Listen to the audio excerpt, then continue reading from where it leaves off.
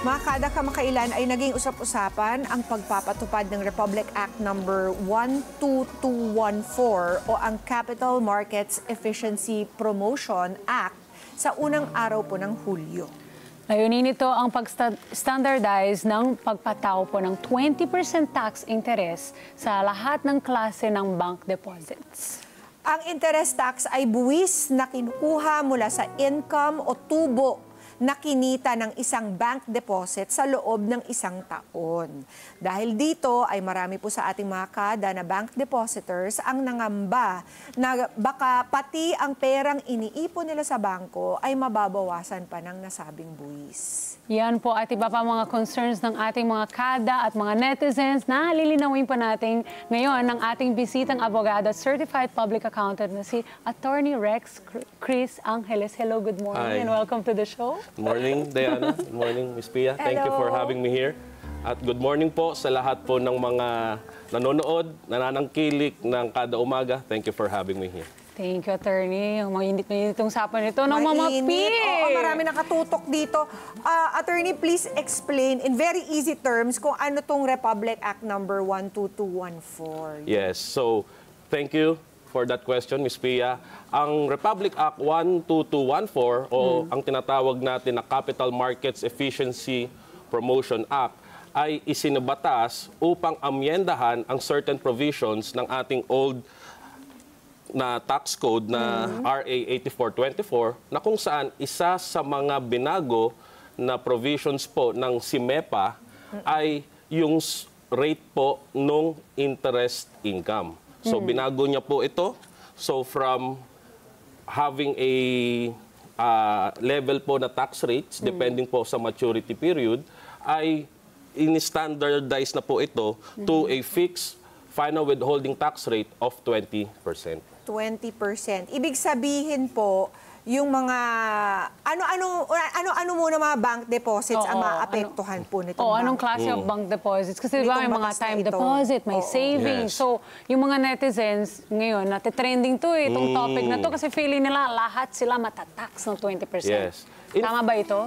In fact, itong SIMEPA, hindi niya po binago yung scope kung ano-ano yung mga taxable na deposit accounts. So, ngayon, yung mga savings account, yung mga checking account or current account, yung mga time deposit accounts, yung mga trust fund accounts, and deposit substitutes and other similar arrangements, parehas pa rin po. Ito pa rin ay taxable kahit na nung old tax code pa at ito ngayong ipinasa na SIMEPA. Wala nang binago? Wala pong binago sa scope po kung ano-ano po mga deposits ang taxable po. So, ba't kinailangan pa to? Wala ko naman palang binago. Okay. Inamyendahan po ito dahil naramdaman po ng ating Kongreso na ang nakakapag-benefit lang po doon sa old tax rates ng tax on interest income ay yung mga mayayaman lamang. Kasi sino po ba rito ang mga kaya makapag-park ng kanilang pera ng more than 5 years sa mga banks and financial institutions, kundi mga mayayaman lamang po.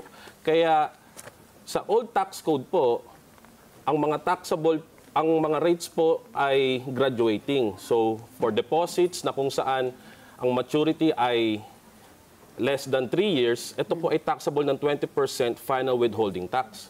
Tapos po, yung mga deposits naman po na more than 3 years pero less than 4 years po, ito po ay taxable ng 12% final withholding tax.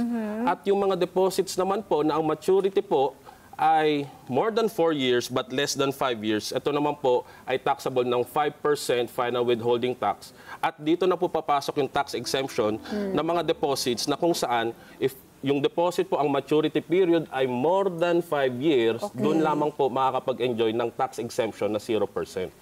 Aha. So, yun yung dati? Yun po yung dati. Oo. So, kaya ito'y pinalawig para to give to deduct a 20% tax on the interest of all our bank accounts across the board. Across the board na po, regardless po of the maturity period. Ayun. So, Pero tanggaling 5 years na yan, regardless. wala na mga Regardless. ganyang intricacies. Yes. Basta ang inyong bank account ay inopen ninyo from July 1 onwards, lahat sila matataksan na dun sa kanilang interest ng 20%. Tama po? 20% regardless of the maturity period. Ayun.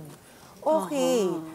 So, yung mga, halimbawa, ako po, meron akong bank account na matagal na, as in years ago ko pa inopen. Hindi po ito mapapatawan or masasailalim dito sa bagong In-implement nila yung standard. SIMEPA. Opo. Hindi na siya under SIMEPA. Opo. Etong si MEPA po ay wala pong retroactive application. Okay. Pero once na nag-mature na po yung old deposits po ninyo, for example, nag-open na po kayo prior to July 1, 2025, at nag-mature po ito, let's say, next year. Okay. So, ang rate pa rin po na gagamitin dito ay yung old tax rates pa rin po. Okay. Depending po sa maturity Okay. period. Pero once na po na ni-roll over po ninyo or Ayun na. ni-renew nyo po, Oo. ang SIMEPA provisions na po ang mag-a-apply pertaining po sa tax on your interest income. Ayun. At saka, kailangan din maliwanagan ng ating mga kada na hindi po kakaltasan ng 20%. Halimbawa, kung meron kang 5,000 pesos sa bangko, hindi po 20% ng 5,000 ang Oo, kukunin hindi. ng gobyerno. Oo, hindi. Ang kukunin, halimbawa, yung interest niya. Ang kakaltasan ng 20%. Yes. Halimbawa, yung 5,000 mo, kumikita ng 100 pesos, kukuha sila ng 20% mula From dun that, sa oo. 100 pesos, hindi dun sa, Sa saving. 5,000. Yes. Correct. Sa principal amount. Tama po. Hindi naman po ever since nagbago yung scope. Kahit naman po doon sa old tax code po natin, hindi po tinataksan yung principal or yung pinaka-main deposit. Ever since po, ang tinataksan lang po ay yung interest income earned ng principal amount po. Correct. Attorney, bakit ba nila to ginawa? Para maging patas. Sabi mo nga, kasi parang lumalamang yung mga mayayaman dahil sila lang yung may mga time Deposit ng matagal na more than Yes. 5 years. Pero halimbawa, kung ako, gusto ko yun gawin ngayon, I'm a middle class person lamang, tapos meron akong naitatago, hindi ba yun parang goes against the bank account that I'm going to open? Ngayon pa lang ako nagkaroon ng pera na 'di ba, na hindi ko Yes. kailangan eh. So, isn't that going to work against me dahil ngayon lang ako magbubukas ng bank account? Yeah.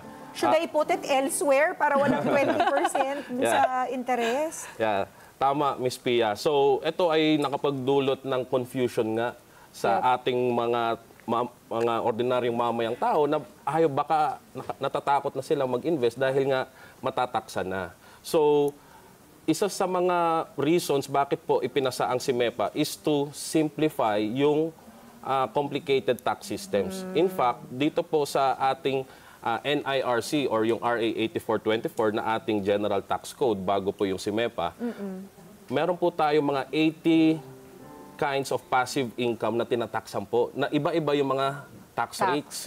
So kumbaga, ito pong SIMEPA is a step forward into ensuring na maging simple ang complicated nating tax system. Maging standard. Maging standardized. So pag sinabing interest income, ang unang papasok sa mga tao, 20%. Yan, Hindi na nila kailangang isipin pa 5 Ano ba years, itong 3 years. correct. So, kumbaga, isinisimplify po. At the same time, yung pangamba nga po ng mga tao na baka nga mas mataksan sila ngayon, ay totoo po na kung ikaw ay mag-i-invest long term, na dating nag-i-enjoy po ng preferential rates or tax exemption, ngayon po ay masasubject na po sa 20% interest income.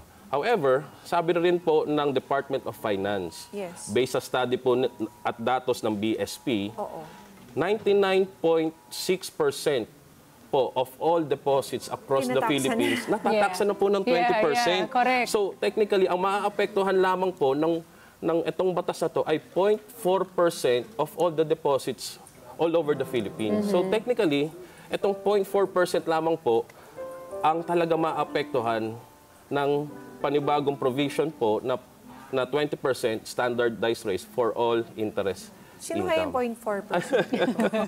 Sana di tayo kasama doon. Pero ano, attorney, meron mo yung mga pros din ito. Yes. May pro and con lagi, Ayan, di gusto ba? natin Oo, marinig gusto yung namin pro. marinig yung pro. Sige. Pagdating po sa pro, yung isa po na dito ay yung ma-simplify po yung tax system. Okay. That's the first Yes. pro. Yung Yes. second pro naman po rito ay to level the playing field. Kasi po sinasabi po ng Department of Finance na got it. ang nakaka-enjoy pa mismo ng tax exemption ay yung mga taong kayang i-park yung pera nila for more than 5 years. Correct. Eh, ang mga ordinaryong mamamayan na tulad natin, hindi kayang i-park yung pera for more than 5 years. Sila correct. pa mismo yung natataksan. So ngayon, parang ine-ensure ngayon na kahit ikaw ay may kakayanan na makapag-park ng iyong pera for more than 5 years, ikaw po ay matataksan ng 20%.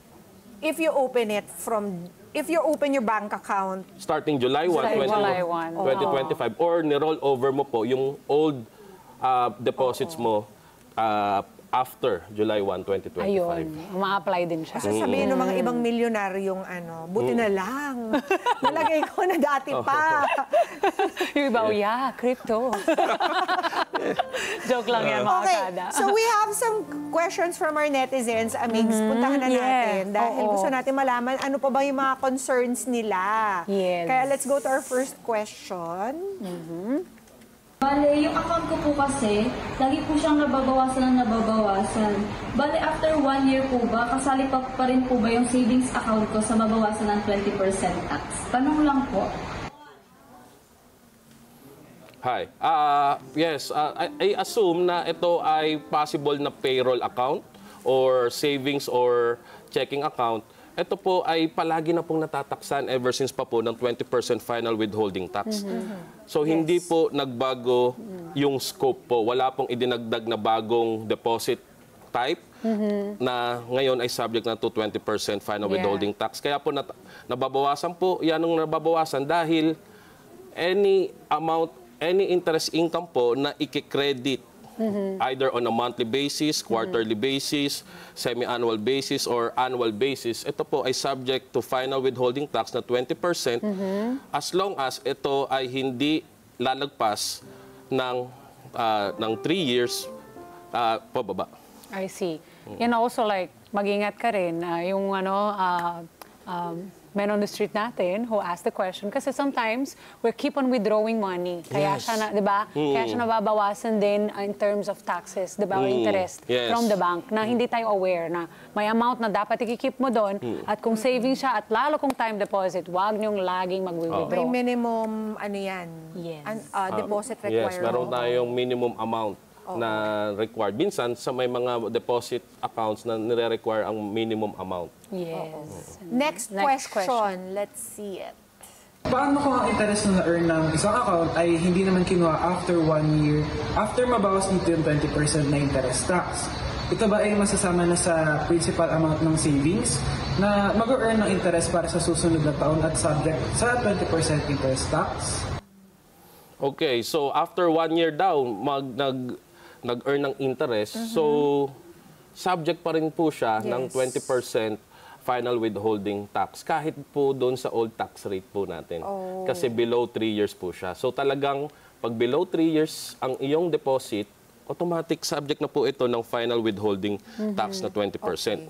So kaya madalas pag kayo po ay magpapa-update po ng inyong passbook, may makikita po kayong credit amount po sa side na, for example, 1,000, biglang maibabawas po na 200 pesos doon naman po sa side na debit account. So usually, ito po yung final withholding tax. I see.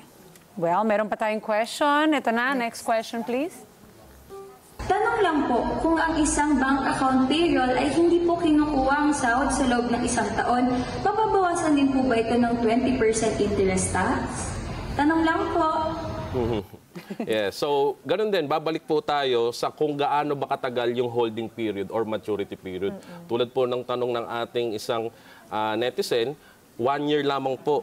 So regardless po kung ito ay sa old rates or sa SIMEPA provisions na po, matataksan po ito Matataksan mo yan, ng 20% final withholding tax. Correct. Okay. Meron pa tayo? Kaya, attorney, bigyan mo nga ng kalmahin mo nga ating mga kada na nagpapanik tungkol dito sa bagong tax law na ito. Yes. Okay, so ito pong bagong tax law po na ito ay hindi po dapat ikabahala or ikatakot ng ating mga mamamayan. In fact, ito pong si MEPA na batas ay sana mas mag-encourage sa atin ng financial literacy. Na tayo po ay mag-aral at hindi lamang po tayo pasok ng pera sa bangko or kung saan saang mga apps po.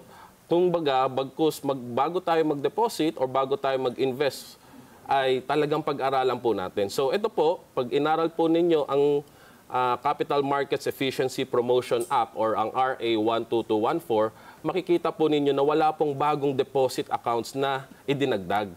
Kumbaga, ang ibinago lang po talaga rito ay tinanggal na po yung graduated rates at kinonvert na po ito to a fixed standard rate of 20% final withholding tax, regardless po of the maturity period. Nice. Tapos, remind them again kung saan dapat napupunta. Para saan kasi itong tax na ito? It's to level the playing field, It's diba? to level the playing field po. Oo.